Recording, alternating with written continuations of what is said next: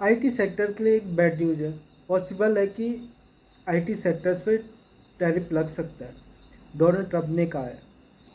जो भी IT sector US को सर्विस प्रोवाइड करती है, जैसे आईटीसी हो गया, टीसीएस हो गया, इन्फोसिस हो गया और बहुत सारी कंपनियां हैं जो यूएस को सर्विस प्रोवाइड करती है। इंडिया में आईटी सेक्टर्स पहले ही ले ऑफ कर रहे हैं अपने एम्प्लॉयज़ को, जैसे टीसीएस हो गया, इन्फोसिस हो गया। ये यूएस को सर्विस प्रोवाइड करती है, तो बड़ी कंपनी है, लार्ज कंपनी। बट इनसे अलावा हज़ारों लाखों कंपनियां हैं जो यूएस को सर्विस प्रोवाइड करती है और लाखों एम्प्लॉयज़ है जो उनमें काम करते हैं। अगर डोनाल्ड ट्रंप टैरिफ लगाते तो इंडिया में अनएम्प्लॉयमेंट जो रेट होगा वो बढ़ जाएगा।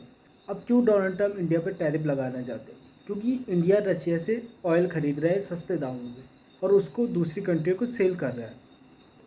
इंडिया में तो पेट्रोल सस्ता हुआ नहीं, पर लीटर आपको 100 रुपीज़ से ऊपर पे करना पड़ रहा है। आपको सस्ता नहीं मिल रहा पेट्रोल, चाहे आप यूएस से खरीदो चाहे किसी भी कंट्री से खरीदो, ईरान से खरीदो। इंडिया में आपको पेट्रोल महंगा ही पड़ रहा है। सिर्फ फ़ायदा उनको हो रहा है जो पेट्रोलियम कंपनी है, उनके रिलेटिव्स है, उनको फ़ायदा हो रहा है।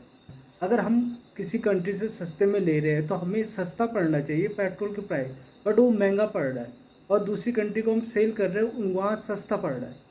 अगर इंडियन आईटी कंपनीज पे टैरिफ लगता है तो बहुत ज़्यादा चैलेंजेस आएंगे।